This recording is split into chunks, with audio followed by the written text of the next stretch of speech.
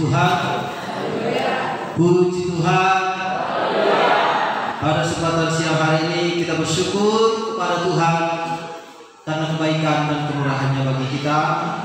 Dan sekalipun ya cuaca yang membuat kadangkala pemikiran ini menjadi bimbang, kadangkala cuaca membuat hati kita jadi galau, tetapi hari ini kita masih berupaya untuk menempuh segala jalan-jalan yang sulit. Haleluya, haleluya. Oleh sebab itu beri dulu kemuliaan bagi nama Tuhan. Haleluya.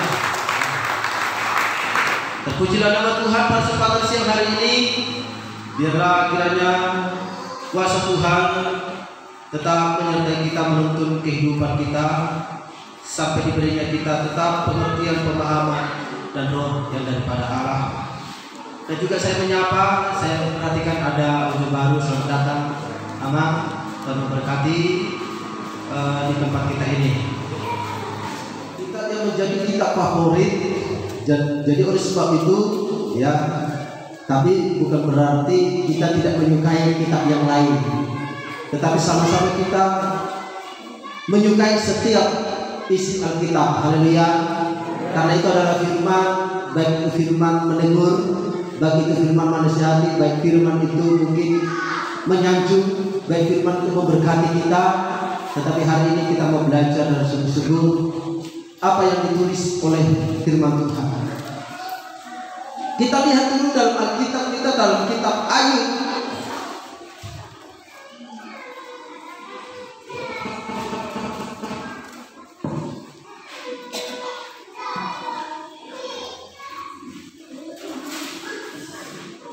Kita buka dalam Alkitab kita, dalam kitab Ayub.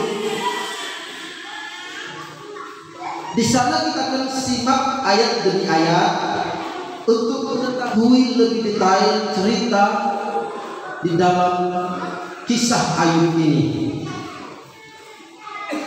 Saya akan bacakan ayat pertama. Nanti saya lengkap langsung ayat yang ke-7. Ayat pertama berkata, kesalehan Ayub dicoba. Ada seorang laki-laki di tanah Uz bernama Ayub. Orang itu saleh dan jujur. Ia takut akan Allah dan menjauhi kejahatan. Ayat ke-7. Maka bertanyalah Tuhan kepada iblis, dari mana engkau? Lalu jawab iblis kepada Tuhan, dari perjalanan mengelilingi dan menjelajah bumi. Lalu bertanyalah Tuhan kepada iblis, apakah engkau memperhatikan hambaku Ayub? Sebab tidak seorang pun di bumi seperti dia yang demikian saleh dan jujur, yang takut akan Allah dan menjauhi kejahatan. Lalu jawab iblis kepada Tuhan, apakah dengan tidak mendapat apa-apa Ayub takut akan Allah? Bukankah engkau yang membuat pagar sekeliling dia dan rumahnya serta segala yang dimilikinya, dan yang dikerjakannya telah kau berkati, dan apa yang dimilikinya makin bertambah di negeri itu. Tetapi ulurkanlah tanganmu dan jamalah segala yang dipunyainya, ia pasti mengutuki engkau di hadapanmu. Maka berfirmanlah Tuhan kepada iblis, nah, segala yang dipunyainya ada dalam kuasamu, hanya janganlah engkau mengulurkan tanganmu terhadap dirinya. Kemudian pergilah iblis dari hadapan Tuhan. Puji Tuhan. Jelas kita ketahui ceritanya, ya. Sesungguhnya di sana dikatakan seorang yang saleh, jujur, menjauhi kejahatan, takut akan Tuhan. Dan di ayat 7 dijelaskan di sana tidak ada lagi orang seperti itu di muka bumi ini, dikatakan tidak ada. Jadi saudara-saudara yang terkasih, yang menjadi hal menarik dari cerita ini dan yang membuat seolah-olah ya Tuhan ini bagaimana sih, ya kok setega itu Tuhan Tetapi Ayub mau berkata, ternyata Ayub memiliki sebuah respon yang berbeda. Sekalipun segala sesuatunya berubah dalam hidupnya, tetapi respon yang berbeda. Haleluya. Respon di dalam hidup Ayub itu ada perbedaan, ada bedanya. Jadi kalau kita lihat tadi, sudah kita amati ayat demi ayat yang ketujuh dikatakan di situ dengan jelas, maka bertanyalah Tuhan kepada iblis, dari mana engkau? Tuhan bertanya kepada iblis, dari mana engkau? Lalu jawab iblis kepada Tuhan, dari perjalanan mengelilingi dan menjelajah bumi. Ada suatu perbincangan, ada suatu dialog. Tuhan bertanya kepada iblis, apakah kau memperhatikan hamba-Ku Ayub?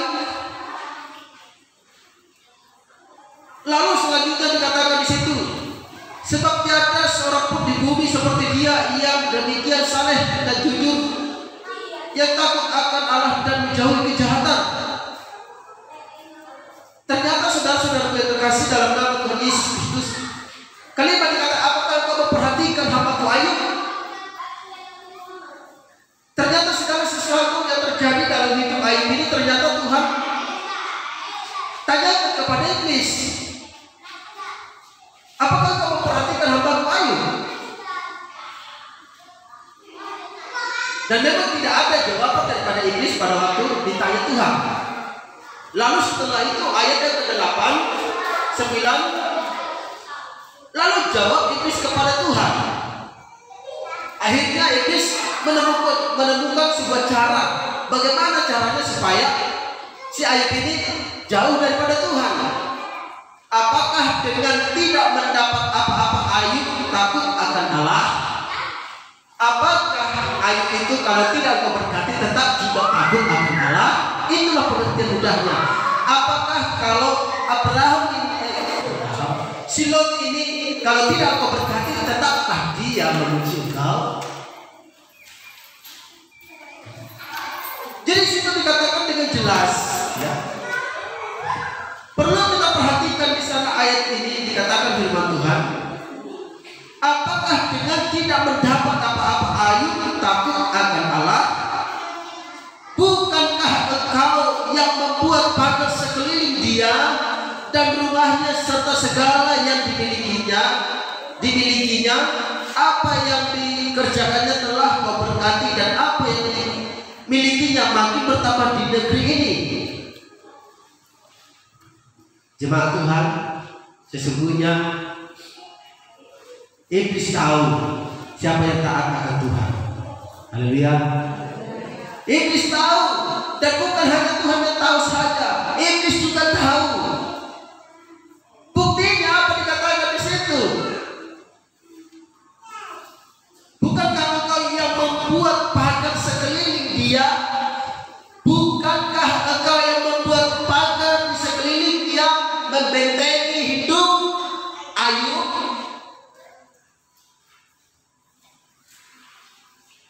Baru setelah itu dikatakan lagi,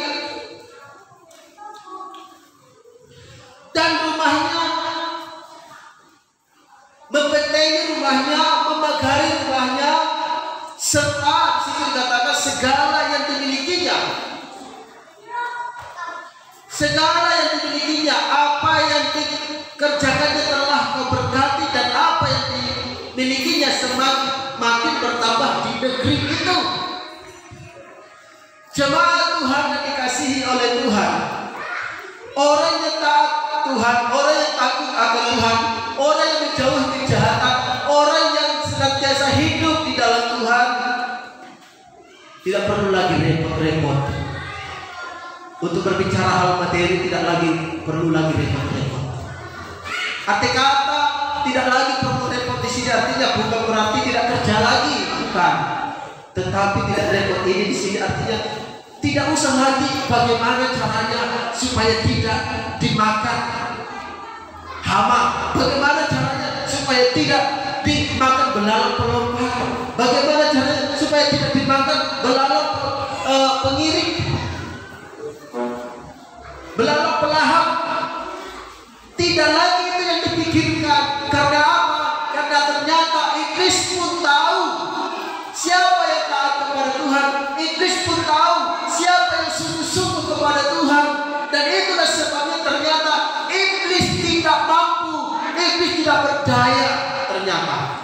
Ketika kita menjadi orang yang taat dan sungguh-sungguh kepada Tuhan, iblis tak berdaya. Haleluya. Haleluya. Yang kadang-kala kita setengah-setengah iman percaya kita ini, sehingga antara logika dan hati kita, roh dalam hidup kita ini bertentangan. Sehingga apa yang terjadi?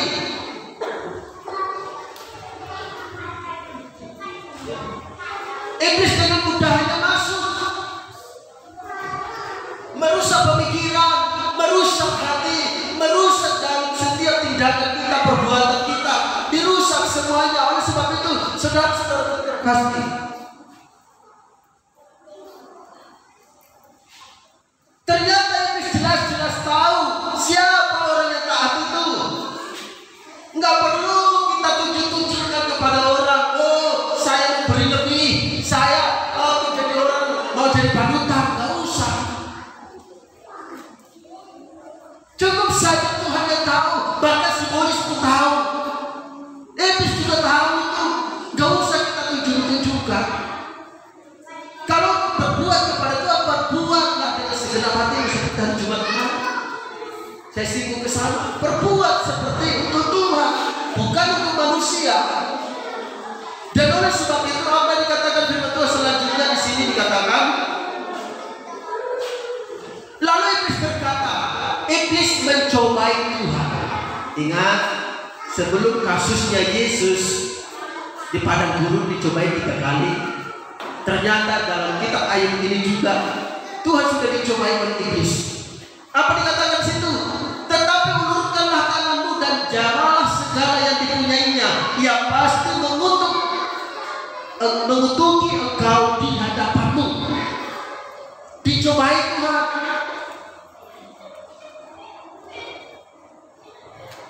Ulurkan tanganmu terhadap dia, ulurkan tanganmu kepada kepunyaannya, ulurkan tanganmu kepada segala pekerjaannya, rumahnya.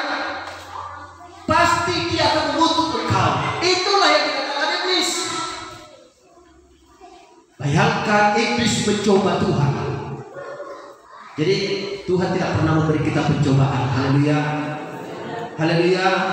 Hanya iblis yang mau mencoba. Tetapi Tuhan hanya memberi kita ujian. Ya, apa yang sudah kita dengar, apa yang sudah kita pahami, diuji oleh Tuhan dalam hidup kita. Jadi tidak sembarangan kita puji Tuhan, haleluya, amin, amin. Tidak sembarangan lagi. Tetapi ketika diuji, di sanalah kesungguhan. Haleluya. Di sanalah kesungguhan itu nyata. Dan oleh sebab itu apa yang dikatakan firman Tuhan selanjutnya, tapi ulurkanlah tanganmu dan jamahlah segala yang dipunyainya, yang pasti mengutuki engkau di hadapanmu. Maka firman Tuhan kepada iblis, ya ingat, maka firman Tuhan kepada iblis, apa dikatakan situ? Nah, segala yang dipunyainya ada dalam kuasamu. Perhatikan, di sini Tuhan menyerahkan si Ayub. Ya, nah segala yang dipunyainya ada dalam kuasamu. Hanya janganlah engkau mengulurkan tanganmu terhadap dirinya. Kemudian pergilah iblis dari hadapan Tuhan.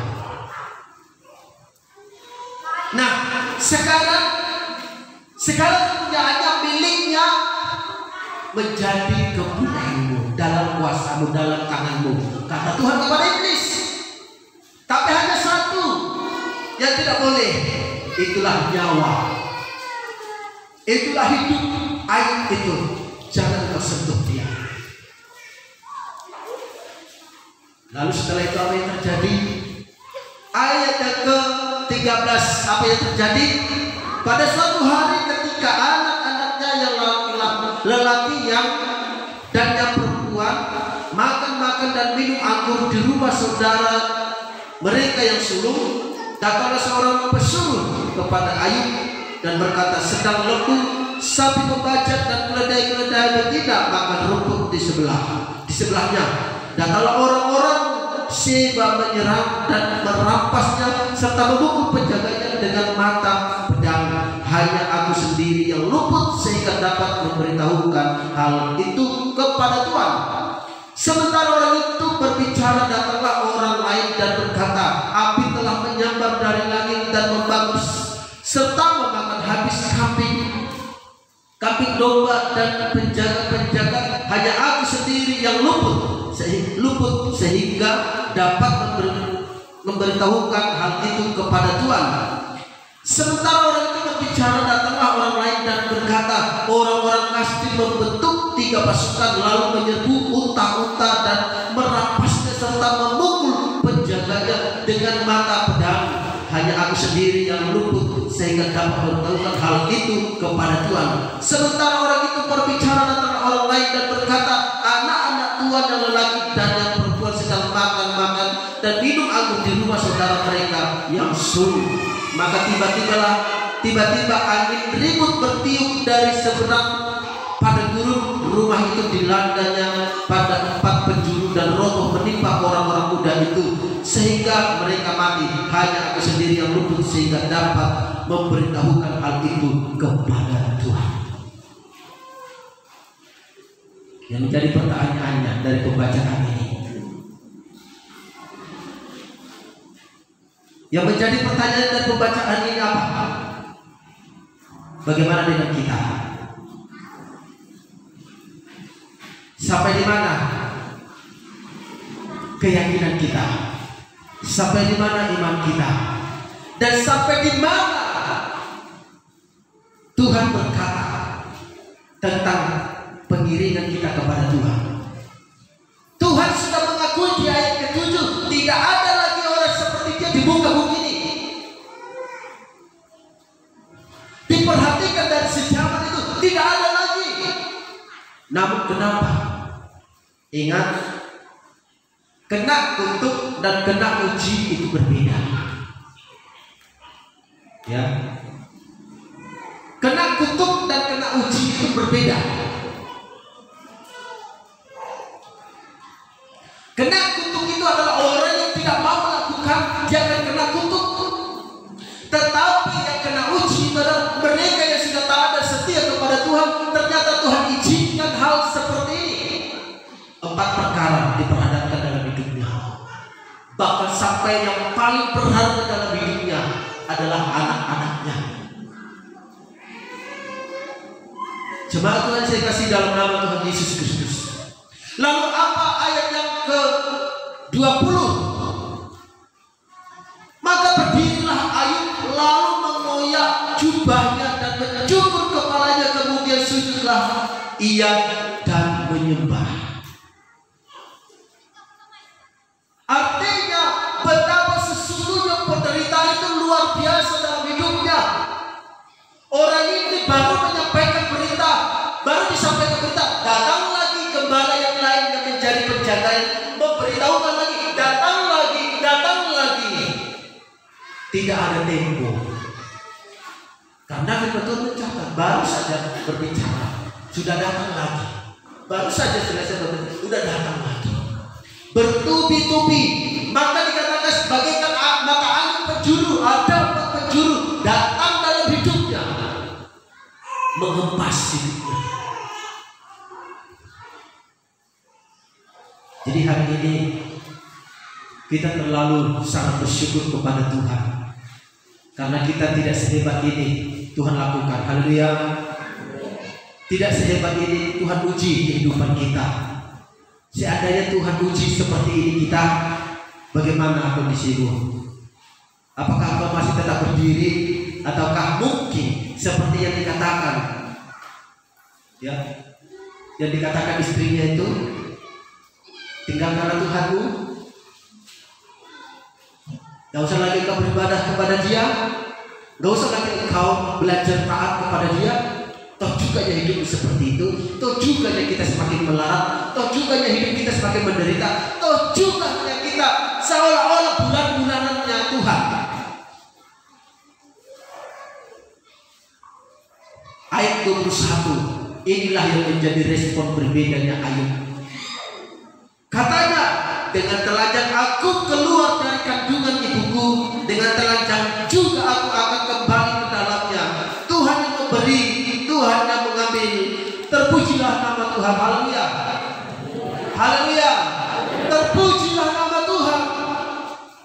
Suatu perkataan yang mudah kita baca hari ini, tetapi tidak mudah untuk dilakukan. Siapapun kita hari ini, dan saya tidak mengukur kemampuan kita, kalau seperti ini adanya, mungkin hanya tinggal 10% iman keyakinan itu tinggal, dan 90-nya itu sudah mengalami karam atau mulai hanyut. Nggak becus lagi ini berbicara melayani ini. Nggak becus lagi berbicara tentang setia kepada Tuhan. Nggak becus lagi ternyata saya mau belajar setia kepada Tuhan. Saya mau belajar beribadah dengan sungguh-sungguh. Nggak becus lagi. Mungkin itu akan menjadi timbul dalam pertanyaan kita. Tetapi hari ini firman Tuhan ini membawa kita mengerti lebih dalam bahwa sesungguhnya hanya Tuhan yang tahu, dan iblis pun juga tahu seberapa taat hidup kita ini. Jadi nggak usah kita katakan aku sudah taat, aku sudah setia, aku sudah belajar ini dan itu, melakukan ini dan itu. Iblis pun tahu. Cukuplah pribadimu yang tahu untuk bersama dengan Tuhan. Dan sekalipun ada pihak yang ketika mengetahuinya itulah iblis, monggo silahkan. Iblis juga harus tahu bahwa ternyata saya juga mau menjadi orang yang lebih sungguh-sungguh.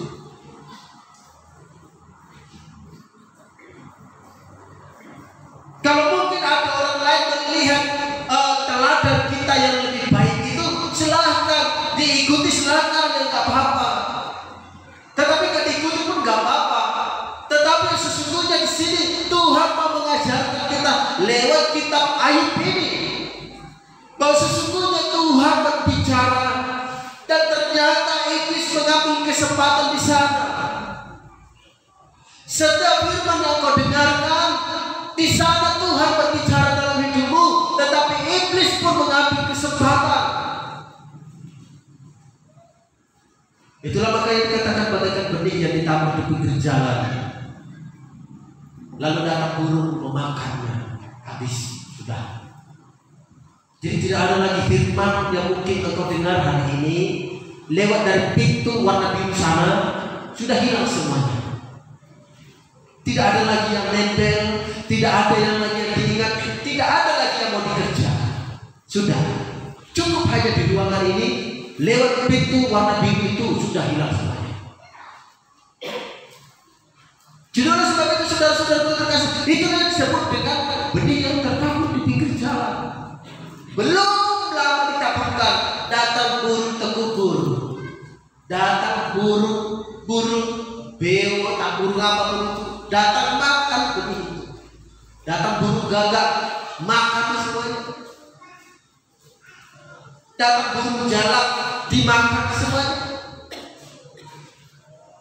Mari saudara-saudara terkasih dalam nama Tuhan Yesus, jangan seperti itu. Ketika kau dengar hari ini firman Tuhan, mari kau belajar. Haleluya, haleluya, belajar. Ketika kau dengar hari ini, keluar dari ruangan ini juga belajar untuk melakukan. Jangan hanya mendengar, sudahlah, amanat pendengar setia, pendengar budiman. Ada baiknya mendengar, menjadi pendengar yang setia, pendengar budiman, ada baiknya. Tetapi hal berbicara firman Tuhan tidak bagus demikian. Ya. Cukuplah contohnya orang bercerita kepada kita, kita dengarkan. Atau seperti ini contoh cerita dari Cara Sitio kepada Ama Sitepu. Lalu Ama Sitepu diam saja didengarkan. Udah banyak pendengar ngomong Ama Sitio, diam saja nggak ada respon. Apa tanggapan Ama itu? Gimana ya? Ya nggak ada responnya. Atau gimana? Kalau tidak kasih gitu. Jadi oleh sebab itu begitu juga dengan hidup kita ini, yang membaca kebenaran, yang mendengarkan kebenaran firman Tuhan, bukan hanya mendengar saja, tetapi belajar menjadi orang yang melakukan kebenaran firman Tuhan. Oleh sebab itu, saudara-saudara terkasih dalam nama Tuhan Yesus Kristus,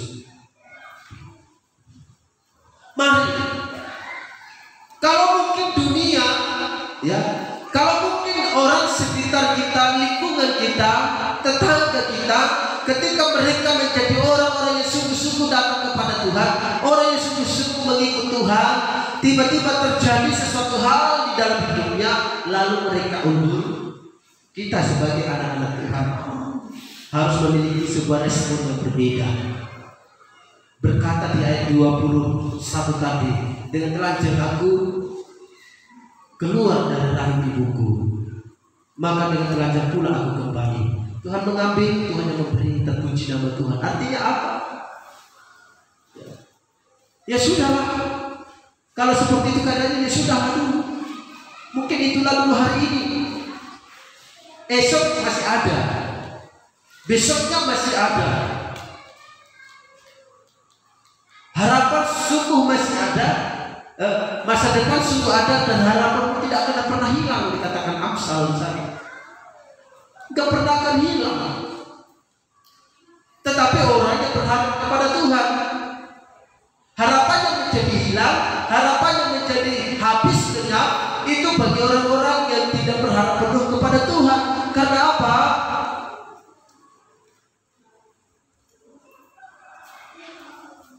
Ya tidak ada pemagaran dalam hidupnya. Bukankah engkau yang membuat pagar pada dirinya, rumahnya, segala yang dimilikinya?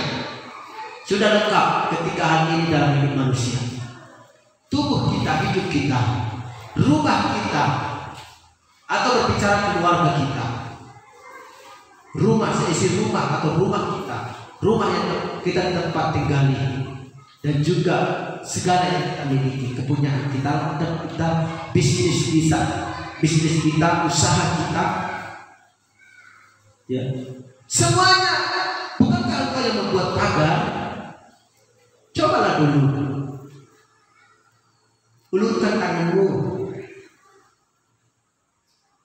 maka dia akan menutupi engkau di hadapan.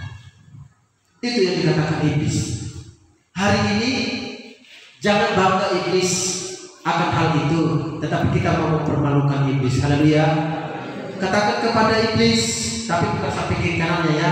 Katakan kepada iblis, katakan dalam hatimu, iblis, dengar, saya akan mempermalukan dirimu, bahwa saya sesungguhnya engkau tahu saya, Tuhan pun tahu saya. Sekalipun Tuhan mengulurkan tangannya dalam hidupku, aku tetap memuliakan Tuhan. Haleluya. Haleluya. Aku tetap memuliakan Tuhan. Sekalipun Tuhan mungkin menjewer telingaku, ada rasa sakit yang saya alami, saya tetap memuliakan nama Tuhan, tidak mempersalahkan Tuhan. Karena ketika saya mempersalahkan Tuhan, yang untung kau iblis.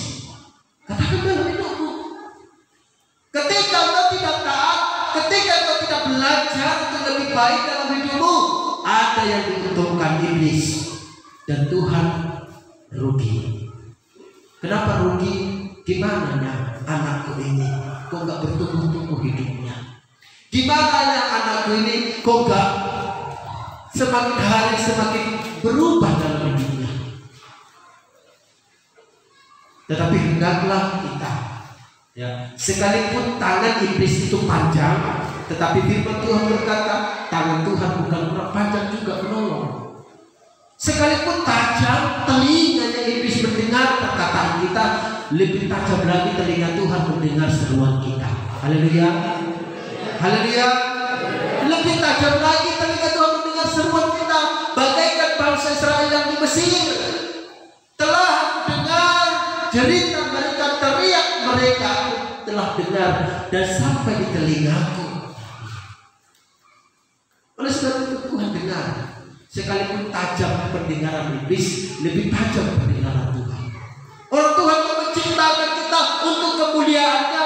Enggak ada Tuhan menciptakan manusia untuk mau dimakan, untuk binasa. Enggak ada. Kayak kurang kerjaan Tuhan, gambar rupanya dibakar. Kan itu kan gambar rupa Tuhan.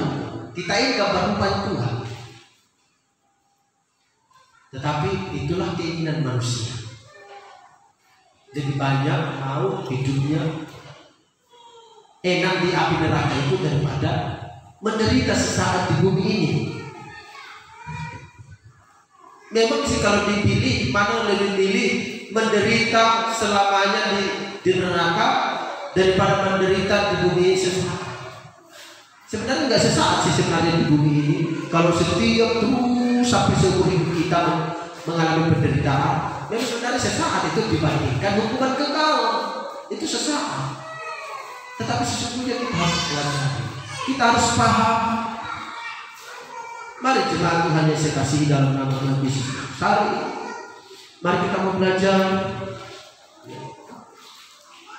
Sesulit apapun hidup kita hari ini, sekeras apapun persoalan yang kita hadapi hari ini, sepahit apapun jalan-jalan kita hari ini, ya, selemah apapun dalamnya mungkin persoalan kita itu, sesungguhnya dimanapun ada Tuhan, baik di lembah jurang sana pun ada Tuhan yang menolong kita, menopang kita, mengangkat kita.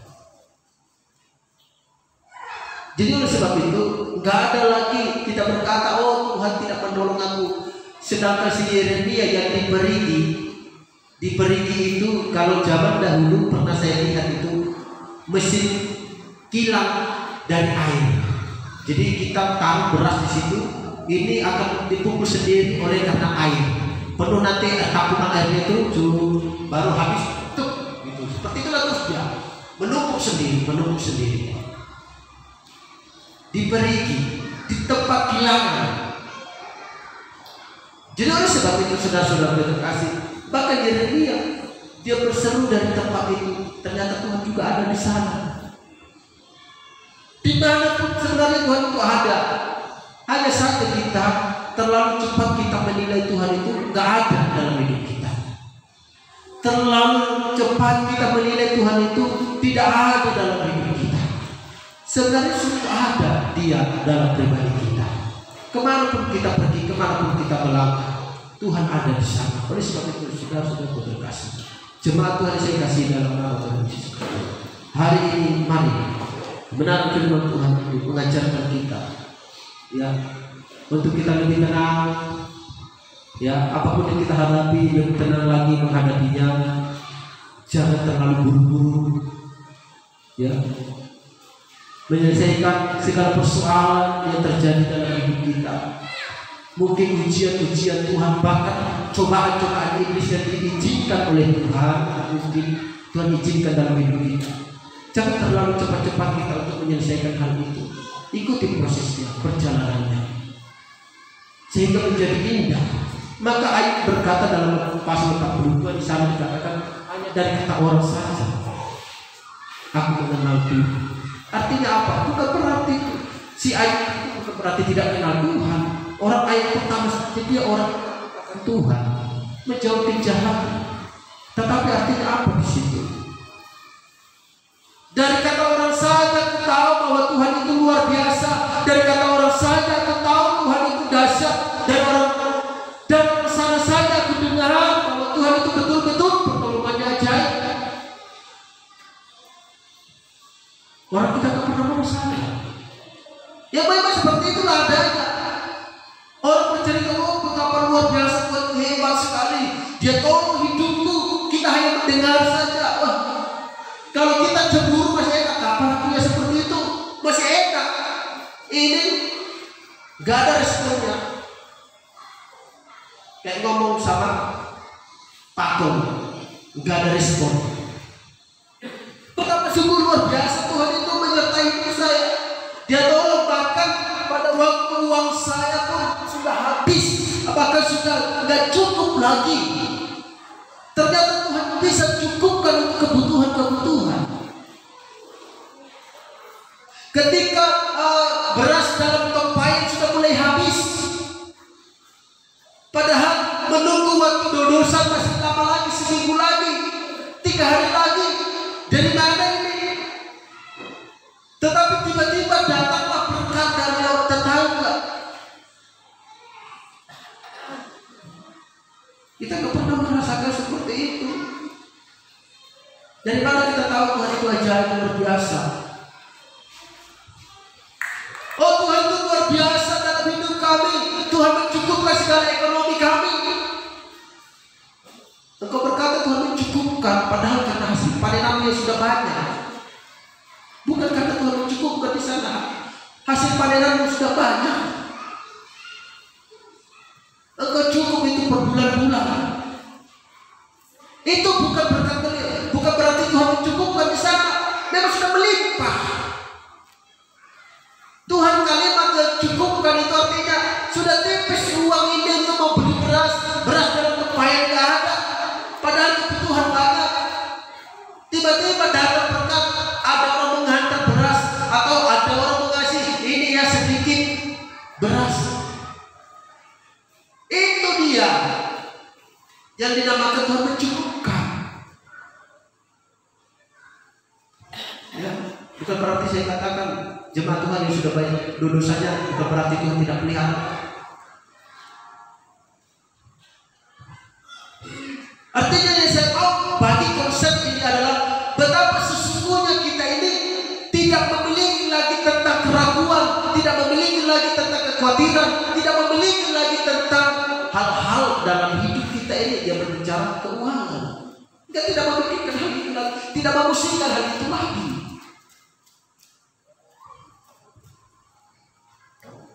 Jadi oleh sebab itu saat ini mari jemaat Tuhan saya kasih dalam nama Tuhan Yesus, kita mau belajar hari ini, ya. Kita mau belajar yang walaupun kita tidak bisa seperti Ayub ini, setidaknya kita bisa menjadi sedikit, ya, dari apa yang dialami. Ini alaman yang luar biasa itu, ya.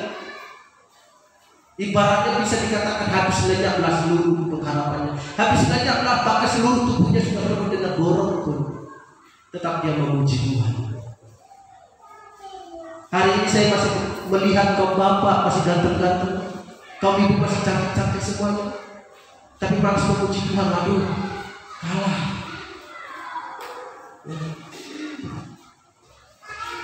Tidak bersemangat memuji Tuhan, aduh, berat untuk berdiri, aduh. Sedangkan si Ayub saja yang sudah borokan mulai dari batok kepalanya sampai kakinya, dia berusaha berlutut di hadapan Tuhan, memuji Tuhan, menyembah Tuhan. Di luar nalar kepribadiannya, tetapi dia mau belajar. Ya. Ayub ini pun adalah manusia biasa, sama dengan kita, sama dengan saya, sama dengan saudara. Yang menjadi perbedaannya adalah responnya yang berbeda dalam hidupnya. Ketika datang masalah, dia tanggapi dengan serius bersama dengan Tuhan. Bukan berarti dia mau mundur, Tuhan, aku kan udah setia. Ayub bisa, sebenarnya Ayub bisa menuntut kepada Tuhan, Tuhan, Engkau sendiri sudah berkata bahwa aku ini adalah orang yang jujur, setia, taat, menjauhi segala kejahatan. Lalu di mana penyertaanmu? Mungkin bisa dikatakan Ayub demikian, tapi Ayub tidak menuntut itu. Dalam hal ini, dalam hal yang kita baca ini, Tuhan tidak menuntut. Sekalipun ada perdebatan dia dengan Tuhan, lebih baik aku tutup dengan kelahiran, katanya. Artinya kau usah lagi aku dilahirkan sebenarnya. Lebih baik aku tak usah dilahirkan kalau seperti ini. Yang walaupun terjadi hal itu, tetapi dia tidak melenceng daripada Tuhan. Hanya itu berbicara argumen saja, bagaikan seperti Yeremia yang berargumentasi dengan Tuhan, berargumen dengan Tuhan. Orang pasif saja, orang yang tidak takut orang dengan Tuhan saja.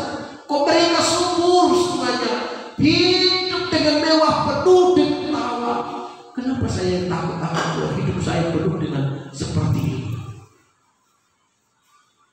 Kok yang paling tidaklah seperti mereka itu. Atau sebaliknya, kadang-kadang mau seperti itu hidup kita ini, menuntut. Oleh sebab itu, memang untuk mengerjakannya karena sulit, tetapi ketika hal itu nanti datang dalam hidup kita, bukan berarti saya mau melepaskan itu ya kepada kita, enggak. Oh, abang ini sudah dilepaskan, ibaratnya terjadi seperti itu kepada kita. Siapa tahu suatu saat kalau Tuhan uji hidup kita ini semurni-murninya, karena Tuhan tidak mau kita ini bermuka dua. Haleluya, haleluya, bermuka dua. Tuhan tidak mau bermuka dua, cukup muka kita ini satu. Ya, kalau bermuka dua ini berat adanya. Makanya Tuhan inginkan pemurnian dalam hidup kita, semakin dimurnikan. Makanya Ayub berkata, seandainya Tuhan tahu jalan hidupku dan Dia uji aku, maka aku akan timbul seperti emas. Mari jemaat Tuhan yang saya kasih dalam nama Tuhan Yesus, mari kita mau belajar.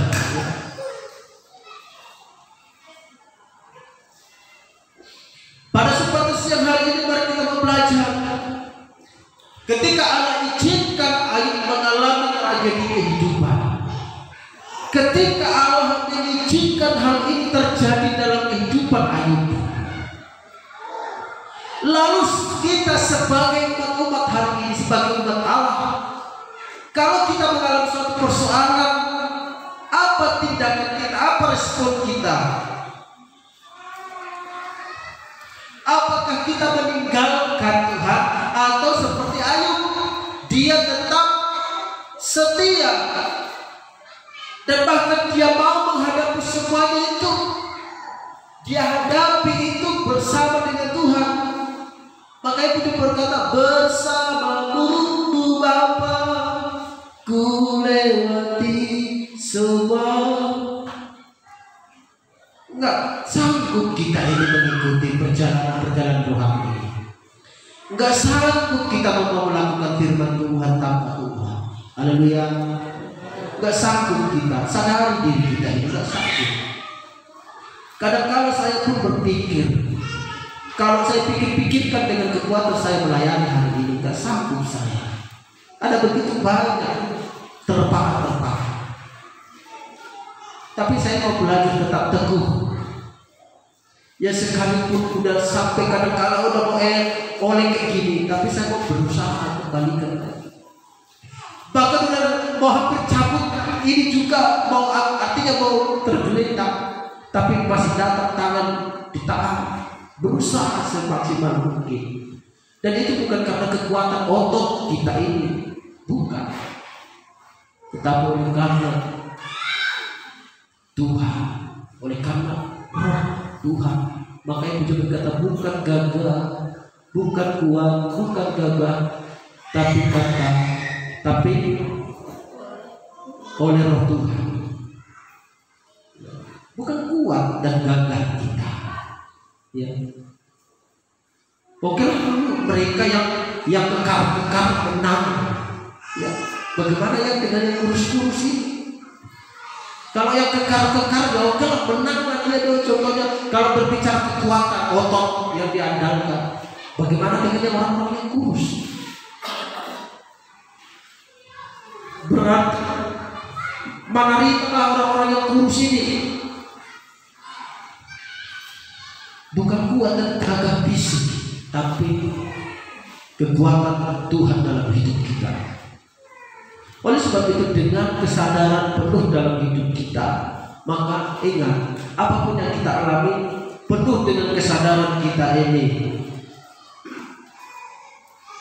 harus penuh dengan kesadaran bahwa sesungguhnya apapun yang Tuhan kerjakan dalam hidup kita, itu datangnya sebenarnya pengujian pemurnian dalam hidup kita. Datangnya semuanya daripada Tuhan. Ya sekalipun itu cobaan iblis, Tuhan kan izinkan.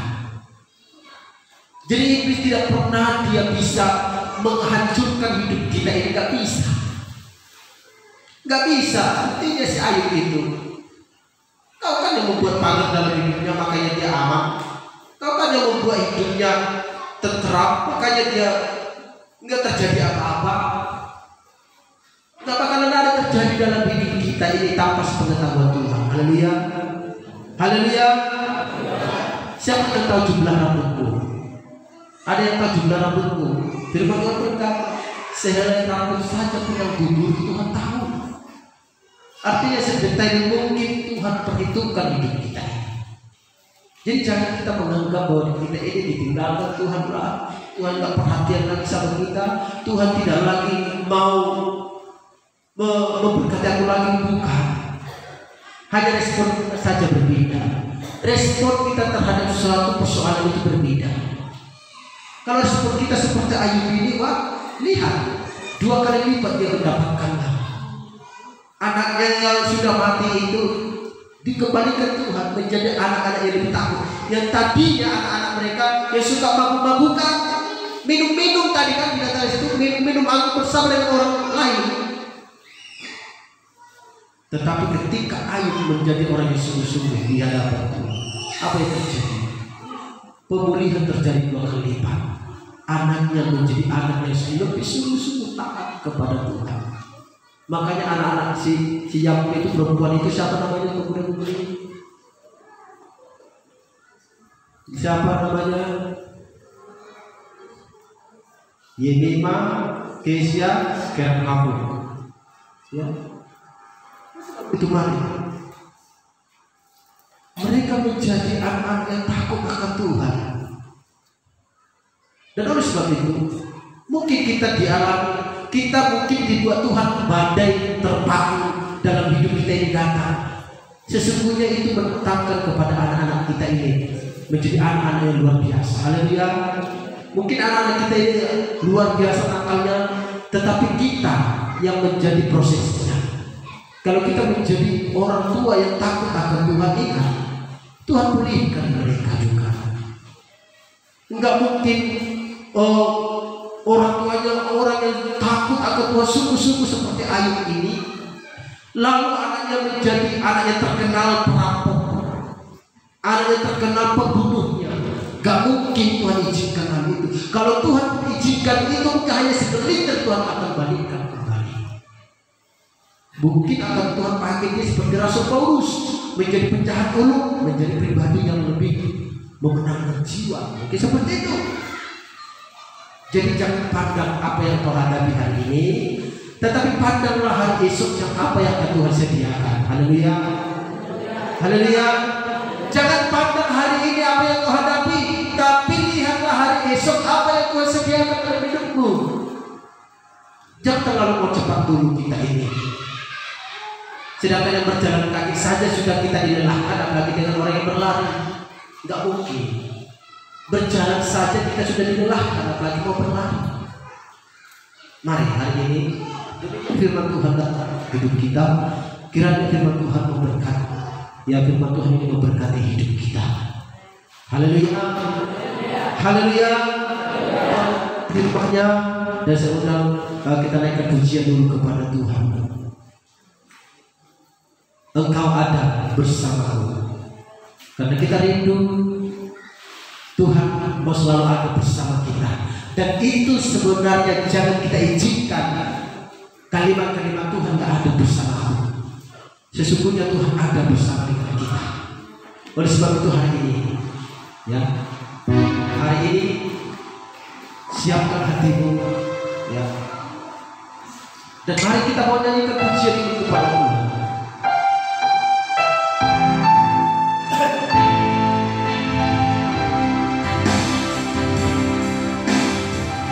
Haleluya.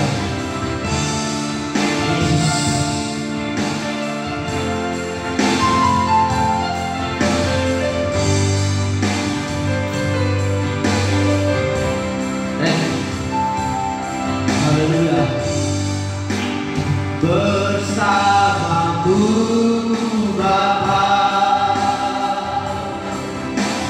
ku lewati semua ketenanganmu yang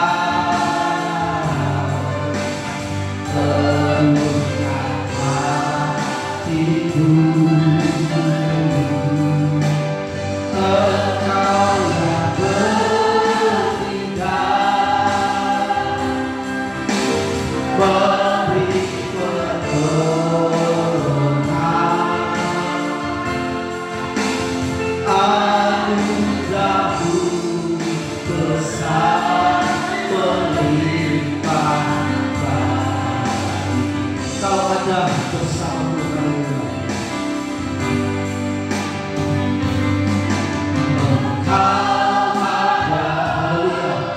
bersamaku di setiap musim hidupku. Tak pernah kau biarkan ku sendiri.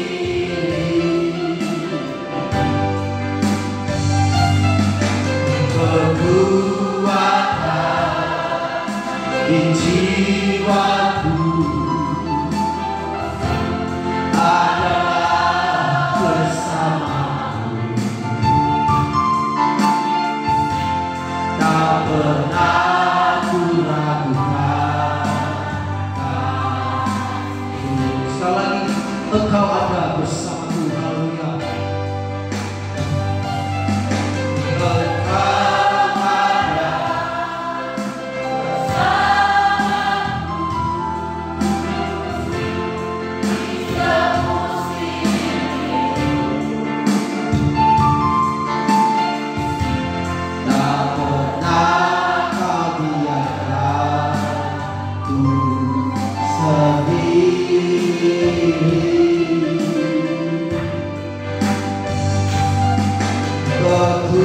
Kekuatan di jiwaku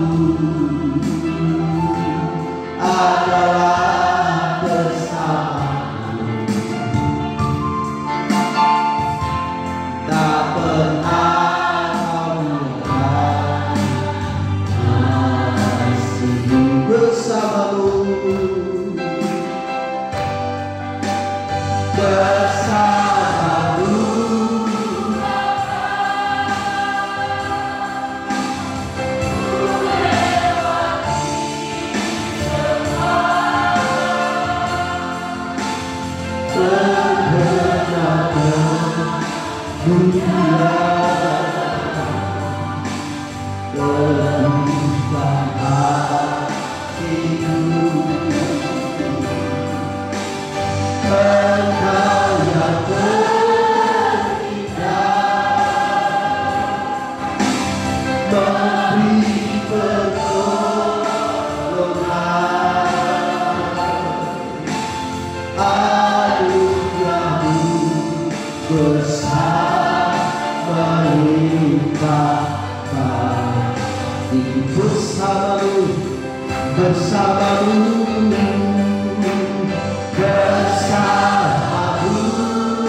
dapat ku lewati semua peperangan dunia. Teguhkan hatiku, Engkau yang bertiga memberi pertolongan.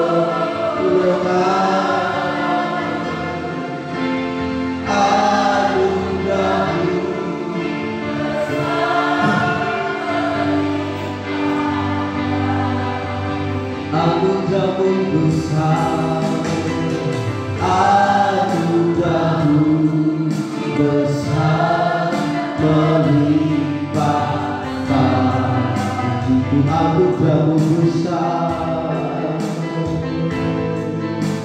anugerah-Mu besar melimpahkan hidup. Terima kasih Bapa, terpujilah Tuhan hari ini. Hanya bersama dengan-Mu, hanya bersama dengan Tuhan, kami mampu melewati setiap problem dalam hidup kami. Kami tahu Tuhan, ketika kami sungguh-sungguh kepada-Mu, ketika kami lebih sungguh-sungguh lagi takut akan Tuhan, kami yakin dan percaya Engkau tetap akan memberkati, menyertai kami. Dan sekalipun Tuhan izinkan sesuatu terjadi dalam hidup kami, kami yakin bahwa sesungguhnya waktunya Tuhan adalah waktu yang terbaik untuk memulihkan segala sesuatu yang Tuhan izinkan dalam hidup kami. Dan oleh sebab itu Bapa yang baik, hari ini Diberkatilah firman-Mu, diberkatilah setiap kami yang mendengarkan, dan diberkatilah setiap telinga yang mendengar kami beribadah dalam nama Tuhan Yesus. Terima kasih Bapa, meteraikan firman-Mu, meteraikan kebenaran firman-Mu. Biarlah kebenaran firman-Mu menjadi kekuatan bagi kami, penopang hidup kami, supaya kami lebih sungguh-sungguh lagi di hadapan Tuhan. Terima kasih Bapa, terpujilah Tuhan. Kami bersyukur kesempatan siang hari ini, dan kami terima berkat firman-Mu dalam nama Yesus. Haleluya. Amin. Dan selamat berpujian.